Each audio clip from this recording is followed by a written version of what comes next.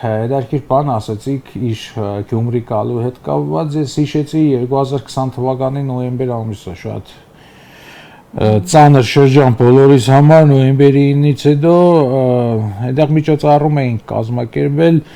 մոմավառություն, ամբողջ Հայաստան այդ ժամանակ այսպես տագնու վրա այլայլվում էր, այդ ցավից կալարվում էր, զանգահարեցի Սրբազանին, ասի մոմավառություն անենք, ինքը մի անգամից ձայնս լսելով սկսեց գոռալ, ու ոչ թե ինքը իմ վրա էր գոռում, այլ ինքը ցավից էր գոռում, եւ ինքը ասում էր, գիտես, ես դուք բոլորդ կործանեցիք իմ Շուշին,